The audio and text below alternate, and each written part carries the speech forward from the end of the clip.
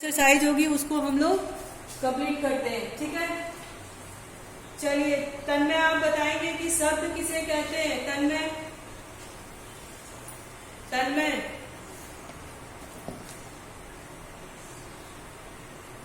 तन्मय हर्ष कुमार, हर्ष मिश्रा, हर्ष मिश्रा, हाँ बताइए आपकी शब्द किसे कहते हैं।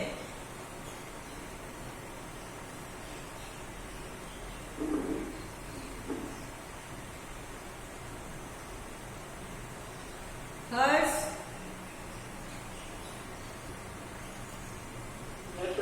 शब्द किसे कहते हैं बेटा, शब्द किसे कहते हैं।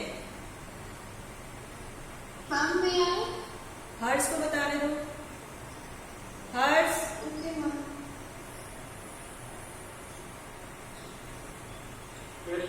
हाँ बताओ शब्द किसे कहते हैं।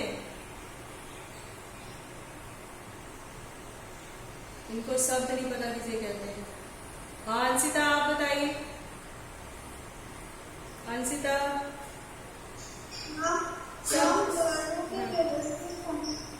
वर्णों के व्यवस्थित समूह को शब्द कहते हैं और शब्द एक स्वतंत्र इकाई है। हाँ शब्द एक स्वतंत्र इकाई है और वर्णों के व्यवस्थित समूह को शब्द कहते हैं। ठीक है, अच्छा नेक्स्ट है कि पद कहलाने के लिए शब्द के अपने स्वरूप में क्या परिवर्तन लाना पड़ता है। पद कहलाने के लिए शब्द के अपने स्वरूप में क्या परिवर्तन लाना पड़ता है, उदाहरण सहित बताएंगे। पद कहलाने के लिए शब्द के अपने स्वरूप में क्या परिवर्तन लाना होता है, उदाहरण देकर समझाएंगे। कौन बताएगा।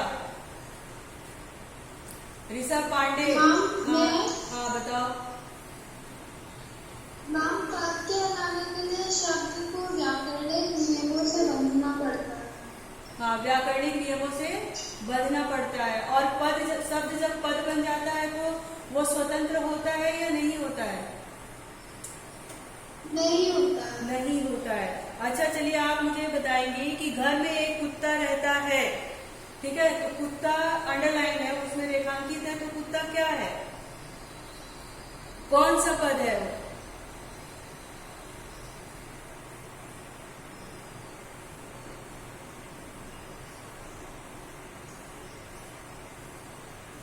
घर में एक कुत्ता रहता है तो कुत्ता अंडरलाइन है, रेखांकित है, ये रेखांकित पद कुत्ता क्या है, कौन सा पद है।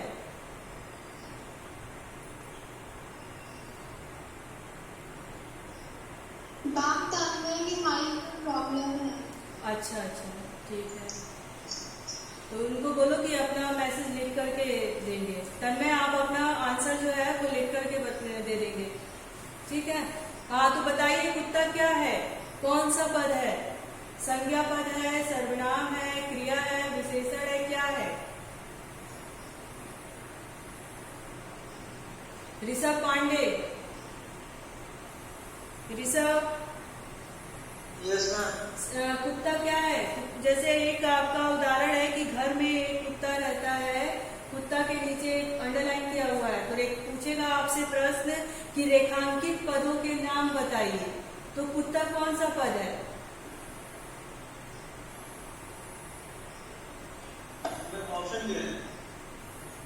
ऑप्शन है आपका संज्ञा, विशेषण, क्रिया विशेषण, सर्वनाम, कौन सा पद है। संज्ञा। हाँ कुत्ता क्या है, संज्ञा है। ठीक है, अच्छा अब आप बताएंगे कि कछुआ धीरे धीरे चल रहा है, धीरे धीरे क्या है, क्रिया। क्रिया तो है लेकिन क्रिया विशेषण कैसे पता चला। हाँ यहाँ पे कैसे पता चला आपको कि ये क्रिया विशेषण पद है, कैसे लगा। हाँ क्योंकि उसकी विशेषता तो है धीरे चलना, लेकिन उसके धीरे की भी विशेषता बता रहा है, उसकी क्रिया की भी विशेषता बता रहा है, इसलिए ये क्या है, क्रिया विशेषण पद कहलाता है। ठीक, वह स्कूल से अभी अभी लौटा है, अभी अभी लौटा है, अभी अभी क्या है।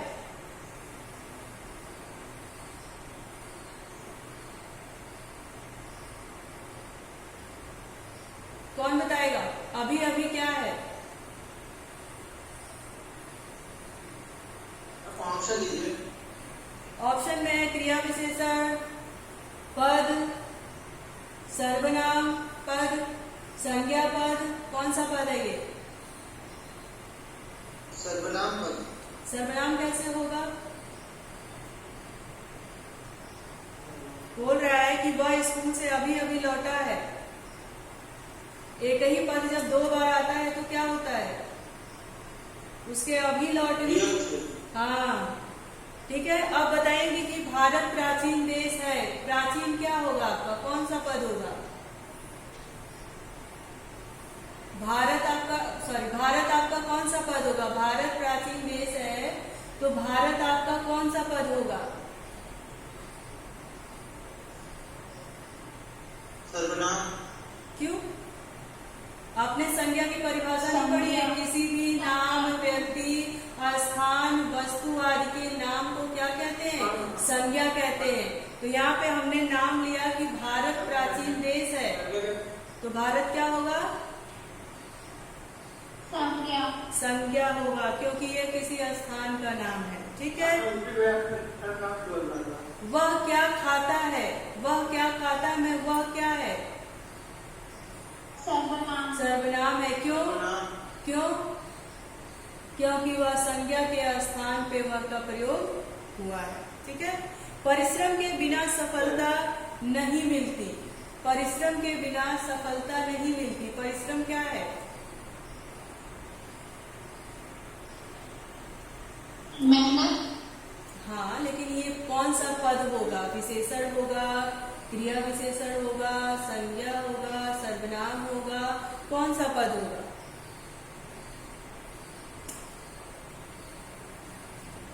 परिश्रम के बिना सफलता नहीं मिलती।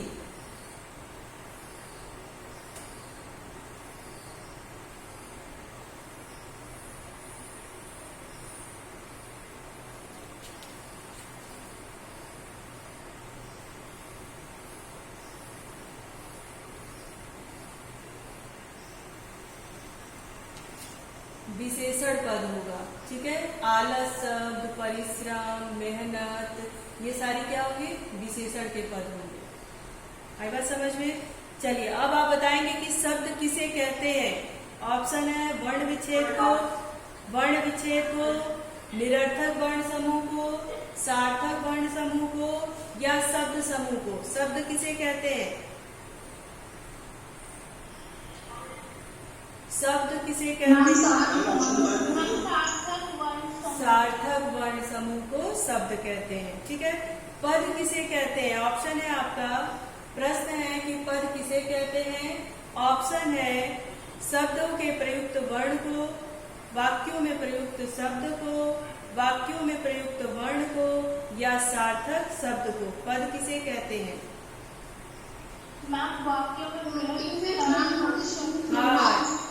ये आपका प्रश्न भी पूछा गया था आपके इस बार के एग्जाम में। ठीक है, कि पद किसे कहते हैं? तो वाक्यों में प्रयुक्त शब्द को पद कहते हैं। विकारी शब्द कितने प्रकार के होते हैं? विकारी शब्द कितने प्रकार के होते हैं? हमने आपको बताया था कि विकारी क्या होता है? जिसमें कोई परिवर्तन होता है। हाँ, कौन कौन से होते हैं? संज्ञा, सर्वनाम, विशेषण और क्रिया। तो कितने होते हैं? विकारी शब्द कितने होते हैं? 4 होते हैं। शब्द किससे बनते हैं? वाक्यों से बनते हैं, पदों से बनते हैं, संज्ञा से बनता है, या वर्णों से बनता है? शब्द किससे बनता है? वर्णों से बनता है। यहाँ पे देखिए, अगर इस तरह के प्रश्न आएंगे तो ऑप्शन में देगा निरर्थक और सार्थक वर्ण। ठीक है, तो आपको हमेशा से बताना होगा सार्थक वर्ण। यदि देखो, यहाँ पे कंफ्यूजन वाला प्रश्न बन सकता है कि शब्द किसे कहते हैं। अगर आपका ऑप्शन आता है वर्णों से, वाक्यों से, पदों से, सार्थक वर्णों से, है ना, तो आप जानते हो कि वर्ण भी सही है और सार्थक वर्ण भी सही है।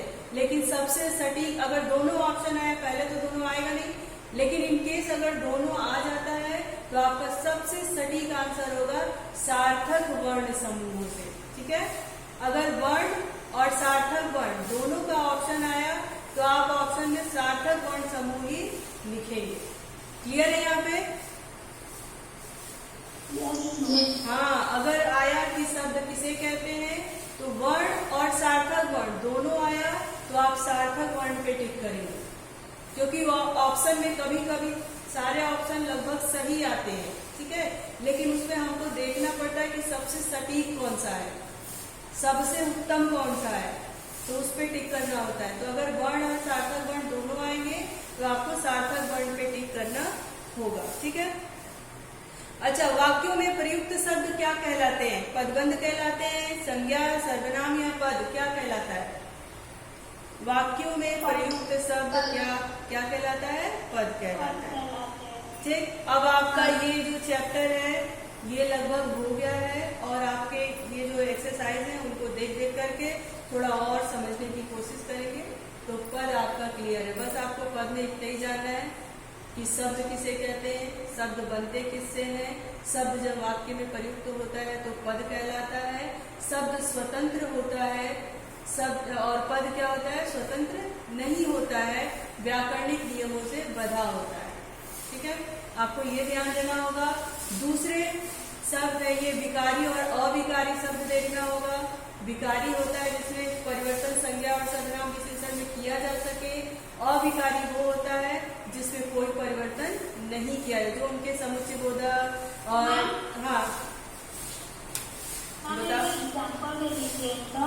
जैसे क्रिया विशेषण, अविकारी जो है क्रिया विशेषण, संबंध बोधक, समुच्चय बोधक और विस्मयादि बोधक में इसमें परिवर्तन नहीं होगा। जानते हो कैसे नहीं होगा?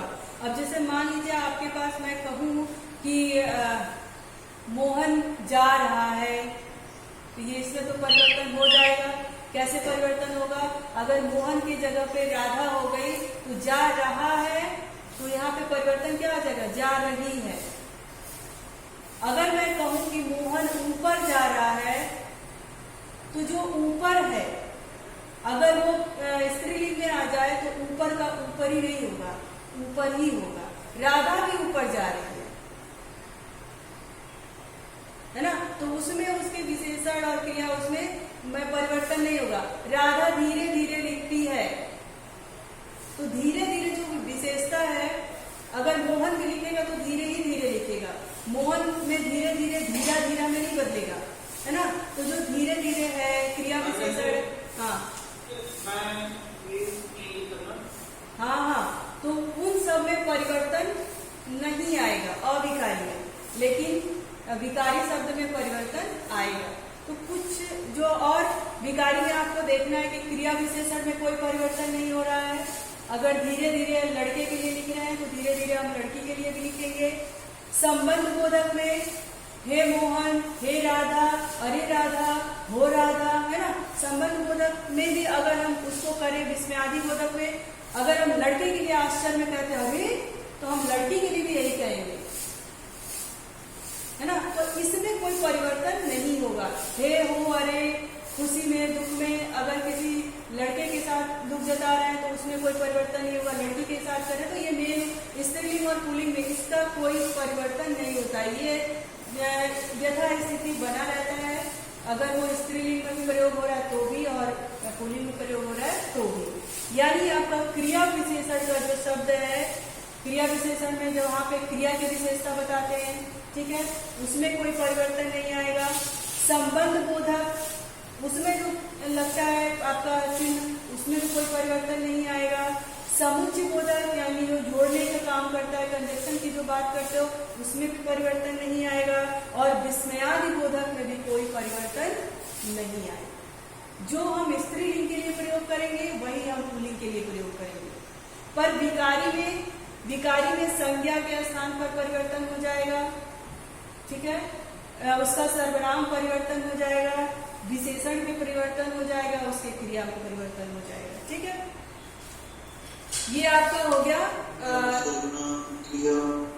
हाँ, विशेषण इसमें परिवर्तन हो जाएगा, ठीक है। अब जैसे मान लीजिए विकारी शब्द जैसे जिन शब्दों के रूप में लिंग वचन कारक आदि के रूप में परिवर्तन होता है, लिंग वचन कारक है ना, आदि के और काल आदि के कारण परिवर्तन आता है, उन्हें हम विकारी शब्द कहते हैं। जैसे लड़का, लड़का क्या है? संज्ञा है, वह क्या है? सर्वनाम है। अब मान लो हम एक लड़के की बात करें, ये लड़का, चाहे हम कहें कि लड़के स्कूल जाते हैं, फिर हम क्या कहेंगे? लड़का की जगह पे वह भी लगा देंगे, वह स्कूल जाता है ना।